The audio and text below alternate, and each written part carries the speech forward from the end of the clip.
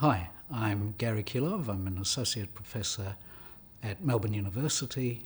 I'm a GP and I have set up and run a multidisciplinary practice with a specific focus on diabetes management in Launceston, northern Tasmania.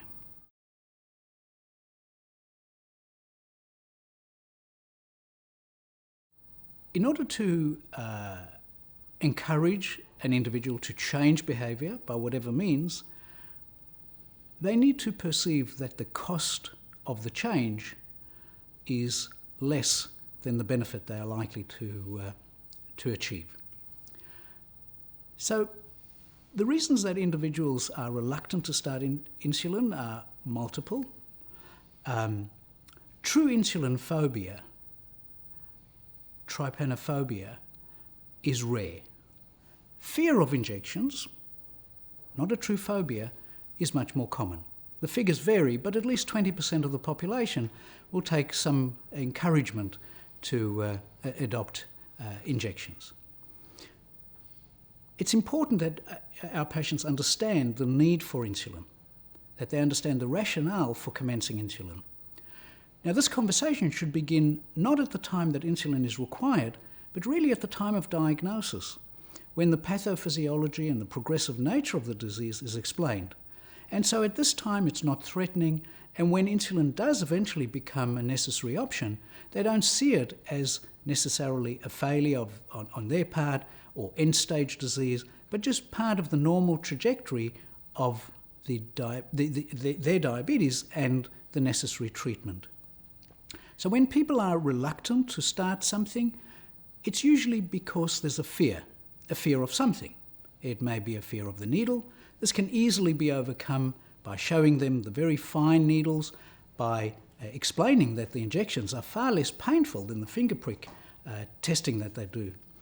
It may be a fear of something about insulin, some properties of insulin that they're concerned about. They may have heard about insulin causing hypos and fits and all sorts of things. If we can explain to our patients in a way that they understand and that they are convinced that the likelihood of severe hypoglycemia, particularly early in type 2 diabetes, is far, far less common than in type 1 diabetes, and that insulin, in fact, is likely to prevent them from developing some of the complications they fear, many patients are easily convinced that this is an appropriate therapy. And in the end, insulin is simply hormone replacement. It's the hormone that the body is either absolutely or relatively deficient in.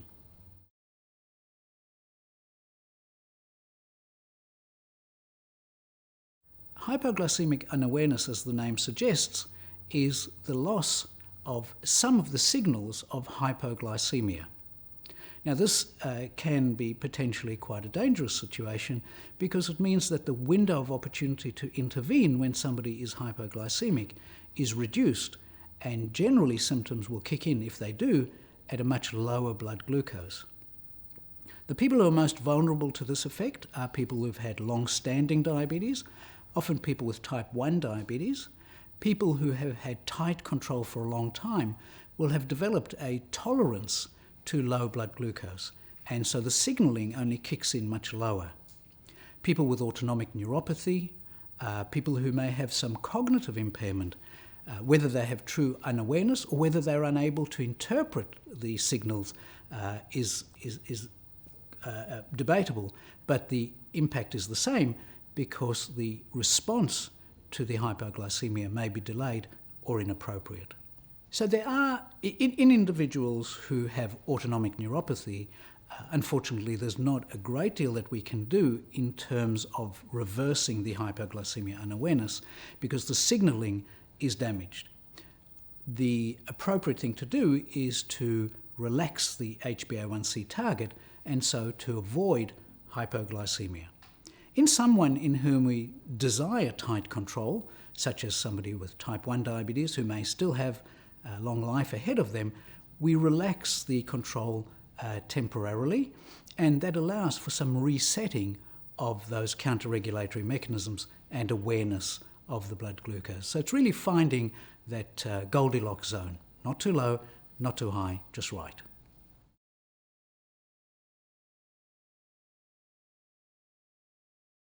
Patients who commence on insulin are by definition at risk of hypoglycemia.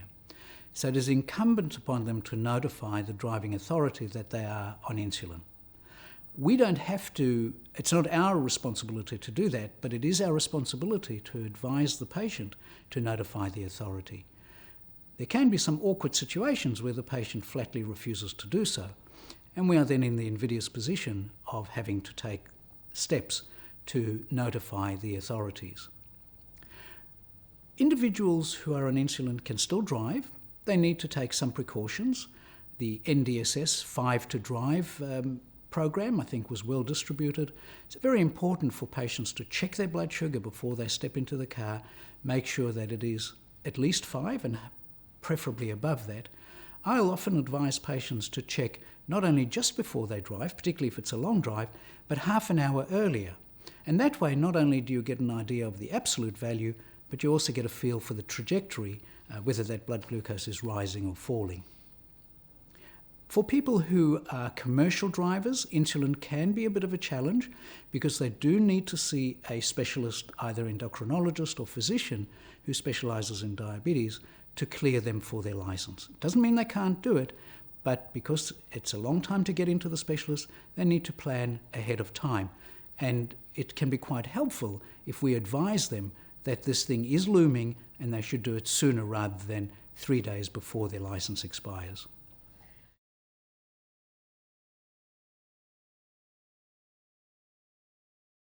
Most insulin is prescribed by GPs. GPs are absolutely capable of initiating and intensifying insulin therapies. The job is much easier if you see insulin initiation, intensification and titration as a team sport rather than an individual event. If you have access to a diabetes educator, if you have a dietitian on your team, exercise physiologist, all of those team members can enhance the experience and improve the outcomes. In other words, not only titrating the insulin and optimizing the insulin, but also mitigating the weight gain that may occur and also learning how to address hypoglycemia should that be an issue.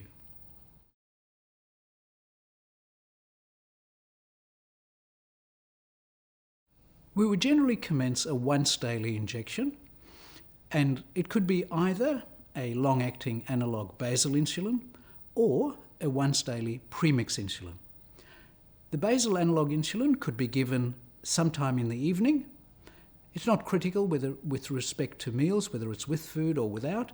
However, if you are commencing a premixed insulin, it needs to be administered at the time of the meal because it contains a rapid-acting component that addresses the mealtime.